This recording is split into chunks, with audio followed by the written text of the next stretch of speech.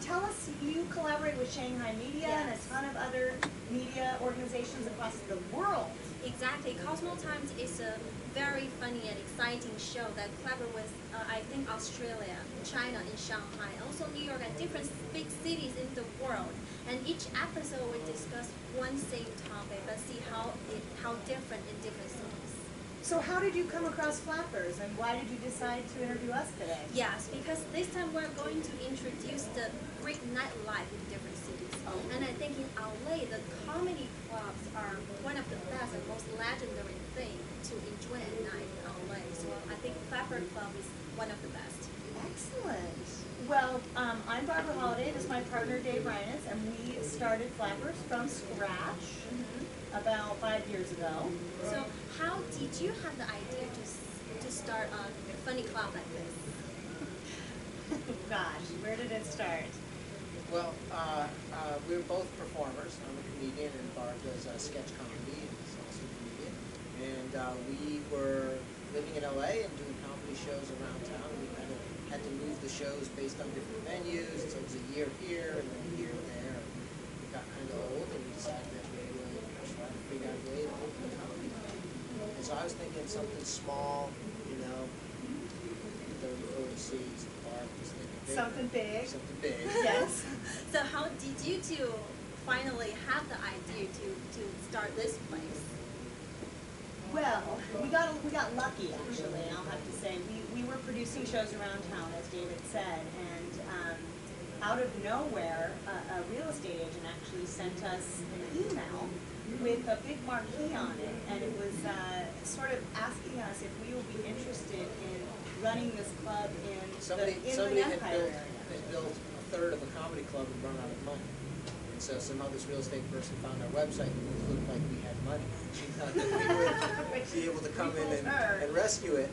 But in the process of looking at it, it got us excited about opening a club, and then we started borrowing money from anybody that would lend us money. And saving it. And saving it. And gathering curtains and all of the things that we thought we would need if we ever opened a comedy club. Yeah, we literally got all these black curtains. Our friend of ours works for Princess Cruises, and they were redoing the ship, and they were throwing away all these hundreds of feet Dave, you're not supposed to tell anyone. curtains. It's And a secret. so we rescued the curtains, and we had them in a storage facility, and we were waiting a venue or a spot that would work. Yes, I really like this place. It looks beautiful, and with this 1920s atmosphere here. So how did you decide the atmosphere or the design? Well, years ago we had been looking at another spot, which was the Old Brown Derby in Los Angeles, which is a legendary dance venue. Swing club. And when we were looking at that spot, we thought, oh, well, 1920s, that's fun. And we were driving along thinking, well, what would we name it? And we came up with the name Flappers. Flappers were big in the 1920s, and we always thought comics bear flapping their mouths, so it makes some sense. And they break the rules. They break the rules, and they're rebels, and so it seemed like it would be a cohesive thing, and it would certainly fit that particular venue. So we kind of fell in love with the name and with the idea of doing a bit of a theme. But also, Dave is not telling you that we spent hours and hours on the internet looking at prohibition posters, which we thought were hilarious, about people pouring gin and alcohol down the drains, and it was such sort of an oxymoron. Like all of it, we found it quite funny, and also thought, well, that's interesting. What if we put pictures of prohibition up in the club? You're actually putting up pictures of beer and fun and laughter, and yet prohibition was something that people were, upset about and angry about. So we came up with the slogan. One particular poster. It's a famous poster from the 20s, and it's these very stern-looking, kind of nun-looking, righteous women. And the title just said, just not pleasant at all, and the title just said, "Lips that touch liquor will never touch ours." I just thought that was so funny. And it was kind of our guiding light. And also, in competing with other comedy clubs, we're small people, small potatoes. We don't have a franchise or anything. So we thought, how can we come up with a brand that will sound like it's been around for a long time and kind of trick everyone? So we inherited some history. That's a smart idea. Yes. So now you have the place first, and then how about the comedians and all the comedy shows? Where do they come from? Where do the comedians come from? They come from everywhere. They come from dysfunctional homes throughout America and the world. Bitter parents. Yes. They come from all poor, over the world. They come from bad parents everywhere. Actually, no, it's a really good question because I think a lot of people are stunned. And we always said, you know, if you build a nice place, they will come. If you build a nice place and you treat comics with respect and consideration, treat them as artists, that they will flock. And that's exactly it. We really have strived to do that. We consider ourselves very comic friendly. We provide more opportunities for up and coming comics to perform venues all the time. We love bringing in the big headlines on the weekends, and we really strive to just treat them like. And if you hear a lot of stories, comedians who tour all over the world, Yes. We've had them on this show, our show as well, and they tell us stories how they're performing and like the venues won't even feed them. At the very least, just give them some food and drink. And we're very, very big on that here. We're a full restaurant and bar, and you know we provide service in the green room for the comedians, and we try and treat our guests that way as well. We give them lots of food and drink, not for free, of course, but so we're really big on the guest experience, both from the comics perspective And while we do try, you know, we are a full restaurant. We do more with food than most comedy clubs are in the country. We are a comedy club first, and the staff and everything is set up. The room, the way the tables are arranged, the way it's lit, everything is set up to put the comic in the best possible situation. Yes. So you'll notice that the audience is really, really close on top of us the way it's set up. So when you're on stage, the audience is right there. It's a comic. That's exactly what you want. You want to look down and see the faces and engage with them. Yes. So how about the food? Oh, how about our food? Well, I always say it speaks for itself when your employees are taking food home every night, right? That means we have good food. Our menu was actually inspired by the 1920s. So when we were putting the menu together, we kind of researched 1920s menus and found some particular items that we thought made a lot of sense. And it's got a little bit of a Cajun flair and a little bit of a California flair. And there's still some throwback items, and we have to go with the 1920s. We never got the deviled eggs. Yeah. But that all sounds delicious. I think you have a lot of options. Just customers or people come in here and they can choose whatever they want. We really had fun with the cocktails, actually. Yeah, the martinis. Martinis, and you know, we do a lot of bourbon, which was big in the 1920s. During Prohibition, that was one of the big things that was easy for folks to make. We have moonshine bourbon, lots of them. And our slogan, I was saying earlier, is still celebrating the repeal of Prohibition. So Wow. that fits our motif as well. Yeah. So was there any comedian who came here with no name but kind of become bigger? Joshua Snyder started off My with co-host right here. Still has no name, but he's inspiring. He's funny now, so that's the good news. Actually, we do have a young gentleman named Samuel J. Comroe, who is a young comedian we've worked with for a long time. He has Tourette syndrome, and this is his home club. And he may not be world famous yet, but he's been on the Conan Show and BET, Comic Views BET, and yeah, anyway, and he'll probably be our first big star coming out of here. So he also won the San Francisco Comedy Competition this year, and you'll be hearing and seeing a lot more from him. Yeah, but Drew Lynch has come out of here. He's another young comedian. Started off as our ticket boy, and now he's touring the country. And this stage that we're on right now, we call this the Michael Rayner stage. Michael is a juggler and a variety actor. Really, he's a comedian. And when we built the club, the stage was about 3 inches higher. And one of the things Michael does is he balances a wheelbarrow on his face, because he was not loved as a child. And the stage was too high, so the wheelbarrow would get too close to the lights, so we literally had to come in and lower the stage just so Michael could put a wheelbarrow on his face. And Michael actually performed at the Tokyo Dome in That's Japan. right. Wow. Yeah, so he actually does have some world fame. But it wouldn't be fair if we didn't give credit to Mr. Christopher Titus, who actually did our first New Year's here. We opened in September, so New Year's came upon us pretty quick, and Christopher Titus, I'm sure you know who he is, He did our first New Year's and packed the place and really sort of gave us a great jump start. Couldn't have been more supportive. And while he was here, he fixed the speakers. The speakers Yeah. were angled a little bit off, and he literally just got up. The room was half full, and he's climbing up a ladder to adjust the speakers. It was great. Amazing comic. Really fun. Yeah, the comics have been very simple. So who are the people most coming here? Like young people, male, female, like what? Huge variety. Any given night, depending on who the performer is and what the show is. Actually, the majority of our guests, though, are between the ages of 25 and really 45. Very heavy concentration, pretty average between male and female. And we do a lot of social media marketing. So if you're listening, please go to @flapperscomedy.com, or @flapperscomedy, our Twitter handle. We have our website, flapperscomedy.com. We also post videos and do a lot of like backstage green room videos on our social media.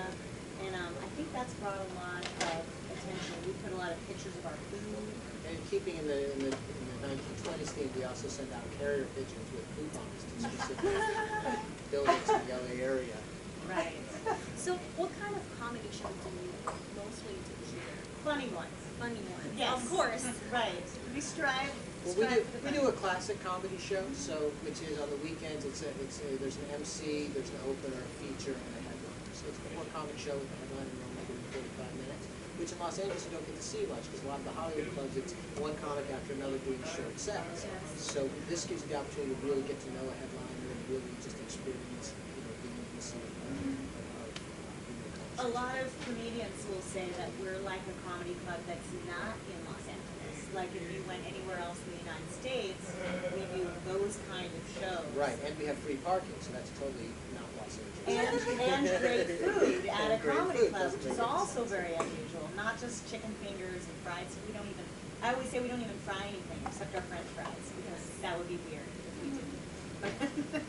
Yes. So for some holidays, do you plan some events Oh. to celebrate as well? Like, can you give us some examples? Well, we have Valentine's Day coming up this weekend, Wow. and we do a great package, actually. It's $99 per couple, and it includes the comedy show, a salad, an entree, an appetizer to share, a sexy dessert to share, a rose for the ladies, and a condom for the guys. All included in one Well, package. I think Okay, the the rose, condom for the ladies. well, the condom is for everybody. It's a shared experience, the condom. A man with a condom, I mean, that's not neat, that's not good. That's not good.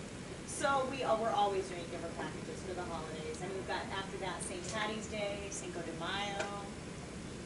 Oh, and what else? New Year's Eve. We're huge on New Year's Eve. I mean, everyone's coming out, and we do party favors and champagne toasts, and we even celebrate our own birthday, which is actually in September, and we do free admission all weekend. That's in September, one of the only weekends we do that. So that's cool for your listeners. I'm sure that they might want to come out in September for that. We're gonna do something for April Fools, because that's a big comedy day. Yep. Of course. I'm gonna trick Dave into thinking that he is getting a vacation. That's right. That's gonna be my April Fool's joke for Dave. That's what you came up with there, so that's improv comedy. That's- Sometimes it works and sometimes it doesn't. We do a little bit of that here. It's where you make it up as you Did go. I get a laugh? No? No? Okay. Yes. So through the years you're on this place, and I know there must be so many stories or so many good people you meet here. So could you, each of us, give me the most memorable stories from the past? The most memorable stories of putting the Comics? club, comics, putting the club together. Oh my gosh. Wow, on the spot. I remember putting the thing together. I mean, when I look around, I still see nothing in this room and us demolishing an old macaroni grill. That's what this was. This was an old macaroni grill. And we had to gut it completely and paint the walls and put the carpet down and decide how the seating was going to be. And I literally am looking in this room, seeing us standing in the middle on a cement floor with concrete all around, doing a wine tasting, and imagining, when are we ever going to even serve wine in this joint? I remember, it's funny because I remember some of the things I missed. Like I wasn't here when Brad Garrett broke our couch, but that's a Flappers lore Last story. Valentine's Day. Was that last Valentine's Yeah. Day? I remember Josh Blue, who's a wonderful comedian who won Last Comic Standing a few years back, and he was here, and the place was packed, it was sold out, it was just crazy, and a woman got up and just walked right across the middle of the room to go to the bathroom. And Josh said, "Where are you going?" She said, "I gotta go to the bathroom." He said, "Okay, we'll wait." And then he sat down on the couch and didn't say a word. And it was so funny because he kept pretending that he was about to talk or do something. He would move and the audience would laugh. And he just had the audience just absolutely, at the end of their seats waiting to find out what was going on. And when the woman got back from the bathroom, he stood up and proceeded exactly where he left off. And just caught it all up in there. It was great. It was just such a fun moment. So back to the couch though, because that was a good one. So originally, a comedian named Bill Dwyer actually laid on our couch, kicked his feet out, and broke this beautiful 1920s antique couch. Yes. And was so apologetic, blah, blah, blah. So we sort of put it back together very haphazardly. Because we couldn't afford to fix it. Yes, so it was terrible. It wasn't really put back together, but it looked like it was together. And then Brad Garrett, last Valentine's Day, who is 6'5" or something, he basically just sits down on the couch Falls apart. and it totally broke. And so he thought he actually broke it, but he didn't. It was our fault. And then we had an episode of a sitcom, Always Sunny in Philadelphia. shot here. Wow. And while they were here, they moved the couch and they broke it. So they felt responsible. So they fixed it for us since they finished it off. So that's how the couch got fixed. And this backdrop was built for an Always Sunny in Philadelphia shoot. And they came the next day and were going to tear it down. And I was like, what? Wait, can you leave that? And the union crew was like, yeah, sure, why not? We'll leave it. Right, and we had this other printed backdrop that I really liked. And then we had this stuff. And then William, our manager, had Joni, who's one of our comedy teachers, paint this beautiful frame and just paint our Someone logo in painted it. that. So it's hand-painted logo, which I thought was so 1920s and so fits what we're trying to do. So that makes me But happy. God, there's so many memories. I mean, Sarah Yes. Silverman dropped in Yeah, she was once, great. and she was phenomenal. John Cleese was here. He was just watching the show, but just to have John Cleese here. He said we reminded him of an early Second City. It was a huge, huge compliment in the comedy world. It was really, really awesome. Yes. To hear that. Yeah, it's kind of like, you remind me of a very old, small theater in Chicago. And Lily Tomlin came in. Lily Tomlin was in. A lot of comics just come in and they may not necessarily be performing. They actually, Arsenio Hall came in just to come and watch a show and sort of sit incognito in the back. We have a nice private entrance. Ooh, here's one great memory. This is probably great for your Is this the viewers. Lindsay Lohan story? Yes, we got a call one day that Lindsay Lohan was going to come with a bunch of her friends to see a show. And they were all her agents and everybody were so concerned. Do we have a back entrance? Do we have a private Security. tables? And we were like, sure, we'll take care of it. This is great. We don't drug test. And this was like at 10 in the morning, and all day we're getting ready. And then about 5 o'clock, we get a call, oh, don't worry about it, they're not coming. Well, it ends up on the news at 4:30. Lindsay had been arrested for stealing a necklace that day at some Beverly Hills shop. Yeah. So she never came in. She never It was a bummer. But I don't know. I don't know if I'm so bummed about that. No offense.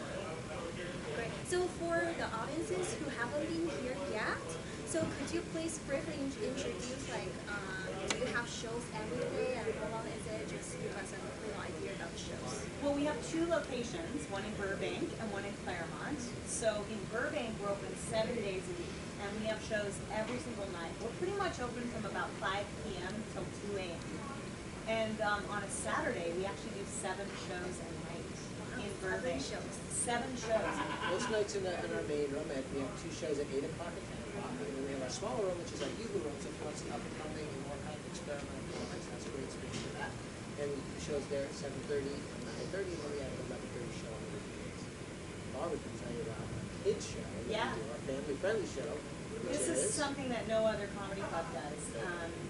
Since we're a full restaurant, we can allow people under 21 in. And in fact, we just have a 2 milk minimum for them. Anyway, that we do offer every Saturday in Burbank at 4 o'clock to 6 o'clock, a family-friendly show called Two Milk Minimum, and on Sundays in Claremont. So you can bring your whole family down, and we just have a variety of different types of performers, jugglers, magicians, anything that you can bring the whole family to. Yeah, it's great. And then after 5 o'clock, that's for the adults. So, but 18 plus are welcome, and sometimes 17-year-olds. It's hard; they don't have anything to do. As long as their parents don't mind them hearing adult content, they're welcome here as well. And then we also do a full range of open mics and auditions and different things, so that comedians have the opportunity to come and perform. Wow. And I always pride myself in the fact that we have a club that really offers the most performance opportunities for everyone. So right now there's an open mic going on in the bar. On Wednesdays and Thursdays we do our open auditions, and the comics literally get to come on up. We do 3 minutes. The bookers are here. We watch the show. We help give them a little feedback and try to stop them so they can progress in their comedies. That's always fun. And then in Claremont, we're open Thursday through Sunday, and those shows are also nightly, usually at actually 8 or 7 o'clock. Check our website for the latest show times. The details. Yeah, Claremont tends to be a little bit of a quieter late night town, so we've scheduled the shows at different times out there, 7 and 9:30. Sounds good. Because I think so far you're doing so great. So is there anything you're looking for in the future? More greatness. More greatness. I'm looking for a couple of weeks off. Yep, a vacation would be For a good. vacation. No, we're looking to continue to develop this location. We just signed a very long lease, so we're going to be here for a long time. 32 years. So we want to fix up our patio and maybe build a little music or a little magic room. We do a lot of magic here. Magic is a thing in and of itself, and so we want to provide an opportunity for magicians because we believe in quality. And we also can build up. We have some thoughts to actually add more seats to this venue and possibly even move Claremont to a different, larger The venue. Claremont Club is very small, and then maybe in a couple of years it'll be a third club over on the west side. As I always said, what I wanted to do, because I really am a comedian, and this is really just a big rose to get more stage time. So I want to have 3 clubs so that I can work 1 club each month and then take a week off. But Flappers would be a great comedy club to franchise, so perhaps we'll be going international before you She's know it. very ambitious. I'm ready. I'm ready. Sounds great. Sounds like a lot of things to looking forward to in the future. Great. So thank you so much. Are you all done with us? Yes. Okay, well, where can our listeners find your program? Oh, that's a Cosmo good Times? question. Yes, Cosmo Times, because it broadcasts over the world in 50 countries. Because we collab with Australia, New York, and Shanghai. So not only broadcasting our TV station, but we will broadcast our partner TV station all over the world as well. But also we will put this show online on our official website. That's channelge.com. So people can watch it online as well. Wow, thank you so much. We're on Okay. TV. Well, it was nice being interviewed Should've by come you, back. interviewing by us. Thank you so much. Thank you. I really enjoyed it. We'll see you guys very soon, okay? Thank you. And now we're going to continue on actually with our podcast, and we have a little bit of time to interview our headliner who stopped in. Yes, we do. Grant Cotter is here. Hey, Grant Cotter. Yes, we're very lucky to have him with us. The old days. Yes. We're going to ask him some questions and then move on to our Punch It Up segment as well. Okay, cool. So, Welcome, Grant. You can take my place. Grant, kick Dave off the stage. You guys, Grant Cotter is here. Big applause, big applause. So we're glad to be here. Oh, I'm And- really excited. You are in our weekend show, right, Josh? Yes. I am. I'm here this Friday and Saturday night at 7:30 and 9:30 p.m. in the Yoo-Hoo room Way with to plug it. a bunch of funny comedians, Jeff Keith and Tone Bell from the show I'm on, MTV's Jerks with Cameras, which is every Thursday at 11 p.m. But we added to our show name, we're going to call you guys this weekend, Jerks with Cameras and Condoms. Is that Yes, that's totally okay. It's Valentine's Day. I know for a fact that Jeff Keith doesn't wear condoms. What? Because that's a big part of his act. You guys will hear all about it if you come to the shows this weekend at 7:30 and 9:30 p.m. at Flappers in Burbank in the Yoo-Hoo room. He doesn't. So maybe his plan is to grow his own audience. Yeah, he's just creating more people to laugh at his jokes. Exactly. That's a good idea. So It's a we're 20-year process. But, yeah. we're pushing for the singles to go into the Yoo-hoo, it sounds like. So ladies, we got a bunch of hot guys with cameras and condoms, so you do not want to miss this. Right. Even if you don't have a date, you just come down and you will get a date automatically after the show, right? Totally right. Or, I mean, come one, come all. Bring everybody you know, bring strangers, bring your enemies. It's going to be a great time. Flappers has an amazing menu with delicious food, great comedy, and strong drinks. So, and we paid him to say that. So stop, Grant. So wait a minute. You're an amazing comedian. You produce your own shows. Oh, thank you You're very now much. on a TV show. Yeah. How did you get started in comedy? I got started in comedy, you know, by being funny. In middle school, I got best sense of humor, and then in high school, I got best sense of humor, and then when I was 19, I went to a comedy show for my friend's birthday, and they were serving us alcohol, and we were all underage. And one of the comics was getting heckled really bad on stage, and he was like having a breakdown, and he said, "You think you can do better? Why don't you get up here?" And all my friends went, "Grant, go, go, go, go, go." But I didn't go. I wish I would have gone so much. But I lied. I told a girl that I was like, "Oh, that I went on stage and I was funny." So I had to do stand-up again, so like to make up for that lie. So then I started doing stand-up. And you were, what, 19? I was 19, yeah. Wow. Yeah. And how long has that been now? Well, about to be 27 on Friday's my birthday, actually. Oh, happy birthday on Thank you, Valentine's thank you. Day. Yeah. And are you single? Or? I am. Oh, okay. Well, this will be fun. This is going to be a fun weekend. Yeah, ladies, please come to Flappers Comedy Club in Burbank this weekend, Friday, 7:30 to 9:30. So, you know, maybe you can give me a good birthday gift. Now, but maybe it is hot. We have lights. So you produce your own shows too. I think you just did that as an excuse to show your muscles. He's just trying to be That's my sexy thinking. now. I have no muscles. What are these Compared to me, tattoos? you have I muscles. need to hear about this. I just got them from a 25-cent machine outside, and I stuck them on. They're fake? Yeah, No way. Those are the real babies. they're the real. What's the thing with the tattoos? What? I got them when I was 19. I thought I was a badass. Everything happened to Grant at Wow. 19. My whole Everything. life changed. That was a banner year. Yeah. But, you know, it was a great year because I started doing stand-up and it led me here. And you started in California? Yeah, I started in Orange County in Huntington Beach at this dive bar called Martini Blues. Oh, Bill Word was Bill producing. Word, yeah. Oh, yes. So Oh, he wow. used to do a Tuesday and Wednesday night open mic. I found it online. I skated, 3 miles from my house to get there. I show up. I see a guy unstacking chairs. I go up to him. I give him some sob story. I'm like, "Look, I'm so funny. I told this girl I did stand up. I have to do it. Will you please let me do it? Please, please." And the guy's like, "Oh yeah, you got to talk to Bill. I don't have anything to do with the comedy." So then I saw Bill. He's like, "Come back next week." So I wrote out like 10 pages of really tiny hand scrawled what I thought were jokes. Do you remember the first joke you ever told on stage?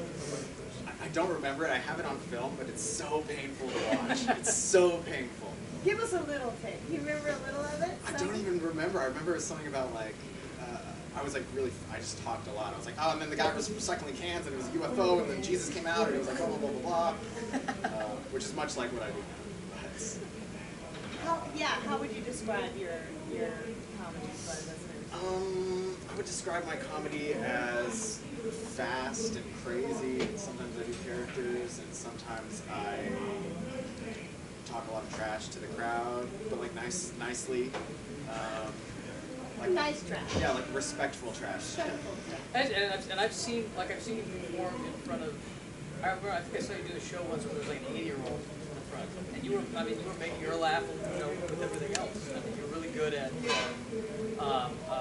You're not just like age specific. Oh, thank you very much. Wow, that's a very nice compliment. And I think, it's because you're very present.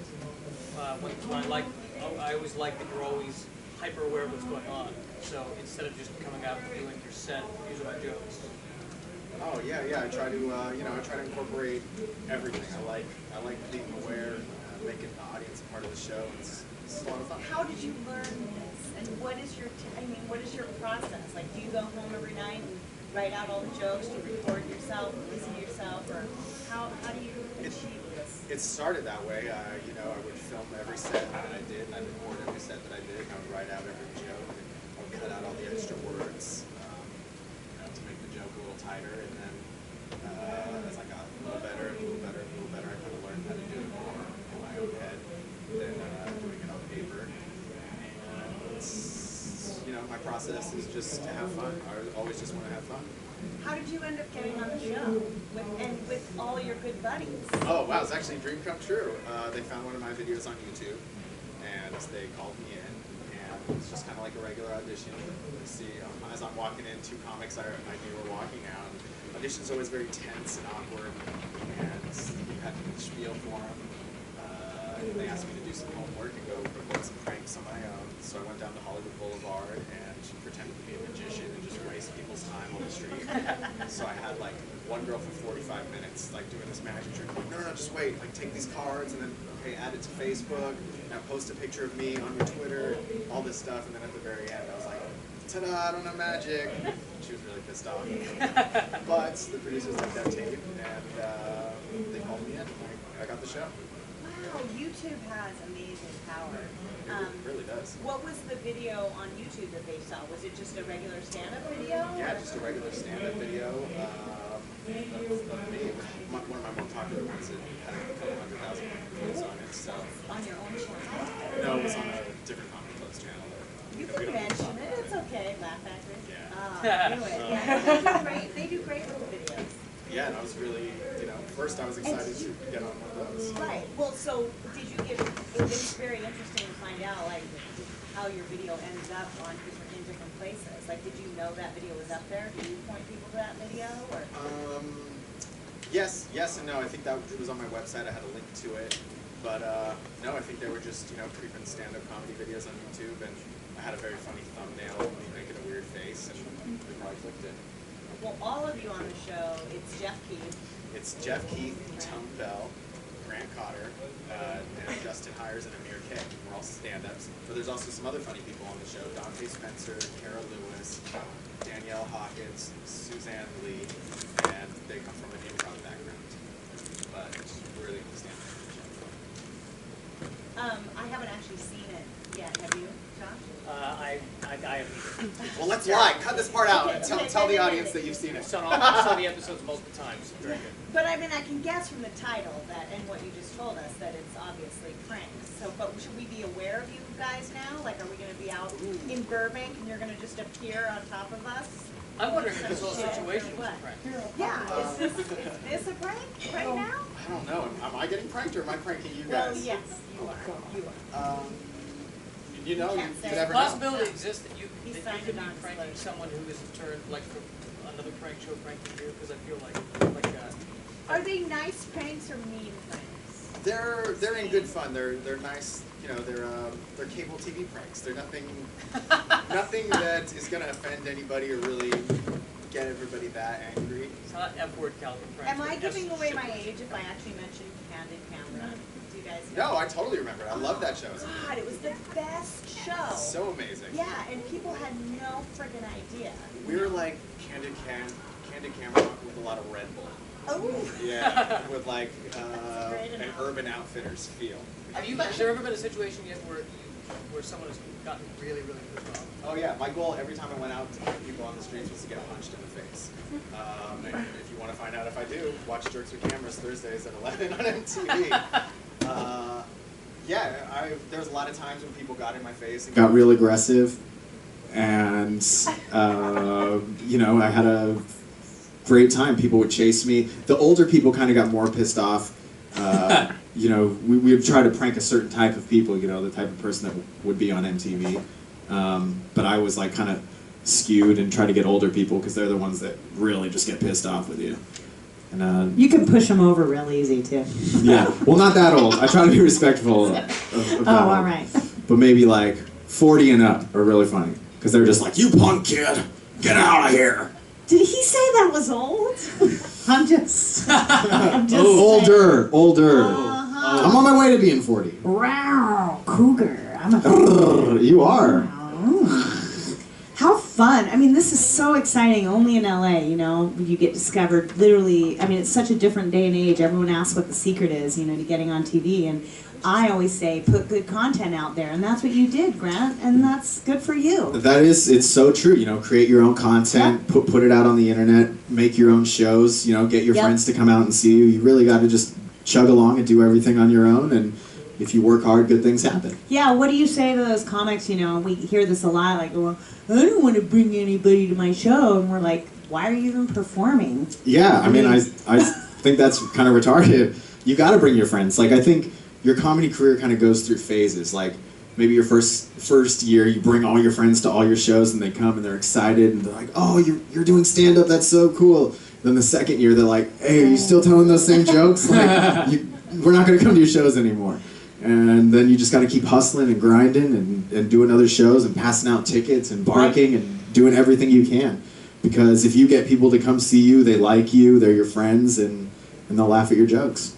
Now, we are, on the podcast here every week, we do a segment called Punch It Up, where we ask new comedians to come on and we give them a little feedback. Would you be willing to help us with that segment right now? I totally would. That's what I thought. We have a comedian who is awesome, been helping us out around here too, and he is ready to go. He's going to do about 5 minutes for us, and then he's going to hear this when he's done. And give it up for Chris Myrie! Thank you. I appreciate you all. I gotta say, I seen pranks with jerks with cameras, and it was this one prank. I don't know if it was you, I can't remember, but somebody, they was fake throwing up on people. Oh. And I can't fight, but I definitely would have punched somebody in the face. Definitely would have happened. I'm just happy to be here. I'm happy all the holidays is over, all the main holidays, because I got a cheap mother, and she's cheap around Christmas time, and I can't stand it. You know, like back in the day, it was great. Like I used to have Matchbox cars, you know, video game, that one itchy sweater she gets you, you gotta take a picture with it.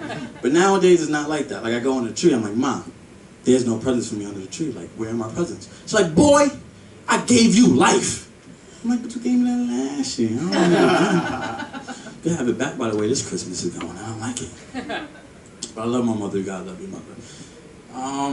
Besides comedy, I'm working with kids. I work with kids a lot, and I can't stand it. I hate kids. Kids are the most disrespectful people in the world. I'm gonna tell you this story. It's a true story. She's clapping. You know, I was walking this one group to the bathroom, right? This one little girl walked up to me. She said, Chris. I said, yes, little girl? She said, I just want to let you know, you look like an apple. I said, thank you, little girl. I appreciate that. As soon as I said that, her friend decided to chime in. Yeah, a big, black, dark apple. I said, whoa. Did I just get disrespected by two girls that can't spell octopus? I really felt some type of way about that. You know, but I'm a grown man, so I did what any other grown man would do in that situation, you know. I hit them both. They need to learn at an early age to respect their elders. That's just how I feel. I'm joking. I only hit one. The other one called me an apple.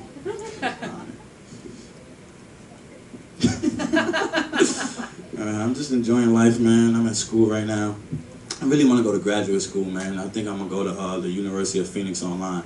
You know, they said you can get your PhD in like 6 months for $38. I'm so excited. But that's not the best part, you know. I'm a skinny guy, so I wasn't able to play sports in undergraduate. So I'm graduate at University of Phoenix. I'm going to play for their football team online, and I'm going to crush. I'm going to be the new starting quarterback. I'm so happy. They had a bad season last year, they said, because the quarterback, his neighbor had put like a lock on the Wi-Fi password. He couldn't play, so he was out for the season. So they couldn't do nothing. Yeah, I'm just really enjoying life, man. It is great. I'm single, like Grant, so I might be coming to the show. So definitely go to the show in the Yoo-Hoo room, trying to look for some ladies. Because for some reason I can't keep a relationship, and I don't know what it is. I don't know if it's me. I don't know if it's them. I just don't know. Like my ex came to me one time. She said, "Babe, I have a problem." I said, "Well, talk to me. I'm your heart. I'm your ears. I'm your everything. Like, what is your problem?" She said, "Well," I said, "Babe, like what? Talk to me. Like I saw your left titty. Like we basically together. Like we can do this. What's the problem?" She said, "Well, I'm a heavy drinker." I said, then lose weight. There's no reason to be heavy and be drinking. It doesn't make any sense. We're not together no more. That doesn't. On Facebook it's complicated, but truthfully, I don't know. I had this one girl, she was on the step team. You know, she used to do the stepping thing. And the problem with people on step teams is that they always want to step, no matter what the situation is. I said, babe, let's go see the new Denzel movie. That's my man crush. I don't care. Let's go. You can get the nachos and cheese and everything. I kid you not, this is what she did.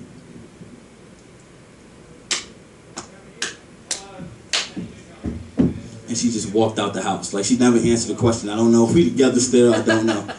It just happened that way, so it was pretty cool. Just enjoying life, though. Being single, though, is expensive, man. Condoms are expensive. I can't take it.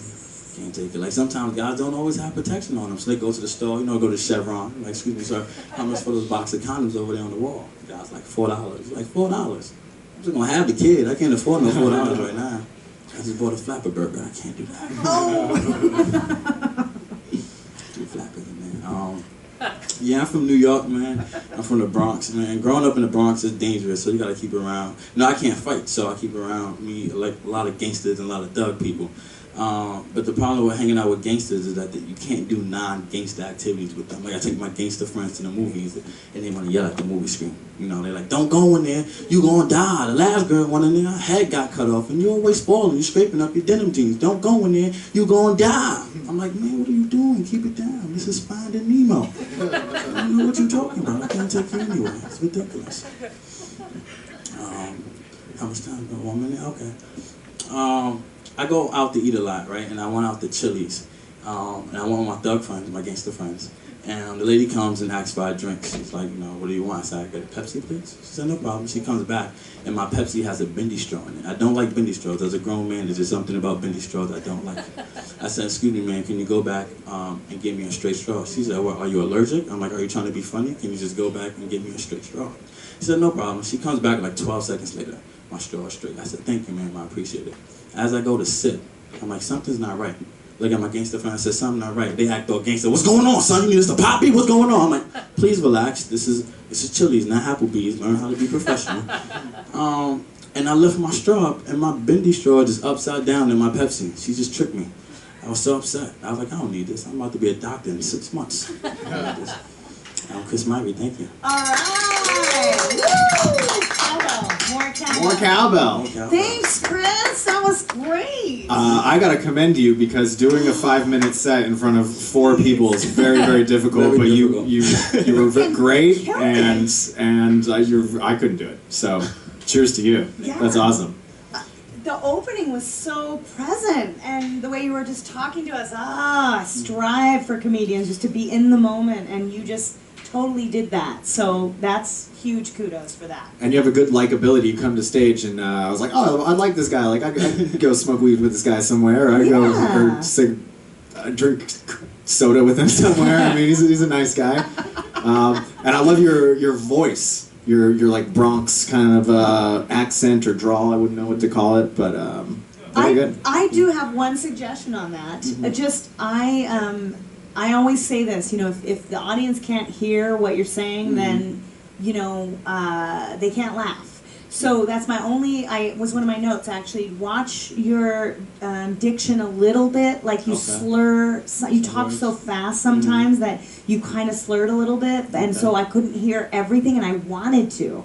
That was a kind of a unique thing where sometimes I don't want to hear what the comic. I actually wanted to hear what you were saying, so I was like, oh, I missed it. Oh, ah. So just be aware. You don't lose your style. I know you're comfortable and conversational, but just maybe think a little bit more about pronouncing some of those words. That's just you know, a note there on that. Grant? I liked what you said, scraping on them denim jeans. Like, funny visual, and the fact that you call them denim jeans made me laugh, because aren't all jeans denim? So it was funny that it was redundant. I liked when you said that, didn't you give me life last year? Yeah. Because my mom always said that growing up. I gave you life. I gave you life. I gave you life. Like, you basically just had sex without a condom. I'm here now. So I could relate to it, and I liked it. Yeah, that was funny. My mom doesn't like that joke. You know, on the Big Dark Apple, what if you said something, I don't know, I was just trying to think of it different just because it's kind of so obvious. What if you said, like, you mean an eggplant?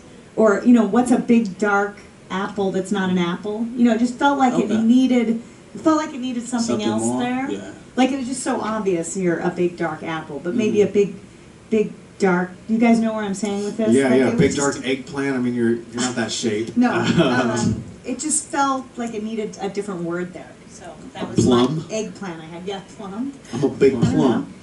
I'm just looking for some tags. And then also I love the football online. Oh man, that's actually a great concept, isn't it? Yeah, locking the Wi-Fi. I thought maybe where my head went when you said that was like maybe fantasy football because fantasy football's online, so like you were playing fantasy football for University of Phoenix. Yeah. But the way you take it, where you're actually playing real football for them, is funnier. So stick with that. Yeah. Well, if you want more, what I'm saying is that's like a bit. hugely ripe concept. Yeah, like I would do a mind map on that. You know what that is, where you just start sort of brainstorming about that, because you've got joystick, MX, Xbox Connect, you got PlayStation, you got all those terminologies that anything to do with online and football. There's just a gold mine of jokes in there, I think. I mean, I love that concept. That is so funny. Like, what do the fans look like?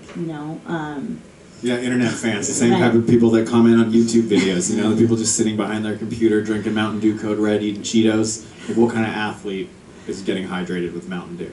And the Super Bowl online, the online Super Bowl, well, it couldn't be any worse than what it was this year. Or, there's just like, there's such whoa, I was like, genius. That's one of those bits where like, oh, I've never heard that before. So I really like that. Yeah, I would really like to see you in front of a crowd. That happens. Oh, I'm sure it does. I mean, right now it was great to watch you, but I mean, like you feed off different energy. One thing I noticed when you were up there, you had your hand in your pocket. I mean, I don't know if you would do that in a room full of people, or that was like a nervous tick that maybe you did here, but I mean, I always kind of go by the philosophy that, like, be open, be present on stage. When you have your hands in your pockets, maybe it kind of makes you look a little nervous or second guessing. Just own it. The step team thing is really good too. Do you call back to that a lot in your? I do. It depends on the set. I change my set a lot. Yeah. I could see that, like, if something wasn't going well or something, that you could just break out into a step team, like a step and whatever, make up different hand movements for it, or When you're saying step team, I was like, what happened to your real team? I thought that too. It did. I wasn't sure what it was at first. Yeah, funny. But then you clapped and get to step in. Boom. Out. I liked it. How long have you been doing stand-up? A few years, since I was 19, actually. Oh, rad. Yeah, since. And you're 20? No. I'm 22. Oh, gosh, you are a youngin'. I knew he was a youngin'. Oh, yeah. Don't let the facial hair. This is new. The facial hair, Rick Ross is out there, so I'm trying to, But no, I'm 22. Yeah, I started in Ithaca College, my first year, so. Excellent. Oh, wow. Dave's from Ithaca. Did you know that? My Dave Reinitz. I did not know that. Yes, now we got to talk New York.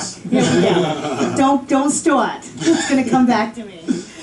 Oh, wow, 3 years. That's friggin' amazing. Yeah, that's really good for 3 years. You're very polished, and your segues are good, and you have a good path. Yeah. As I can see where you're going. I'm interested to see where you'll be in 2 years, and then 2 years from that, and 2 years from that.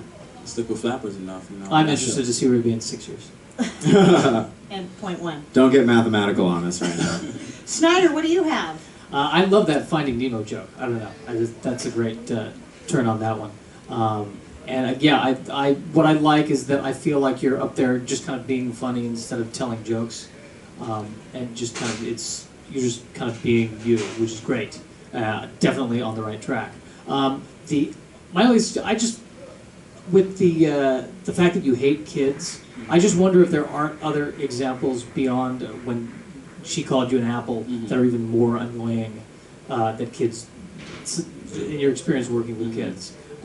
Because I feel like there's more there that you can go deeper. Yeah. I liked how conversational you were. Yeah, Josh is right. Some comics you go up there and you can totally see where they're gonna go, or they're very like set up punch, but you were just like funny as you were talking. So I would just keep doing what you're doing, and keep writing every day. The best advice anybody ever gave me was just keep writing and performing.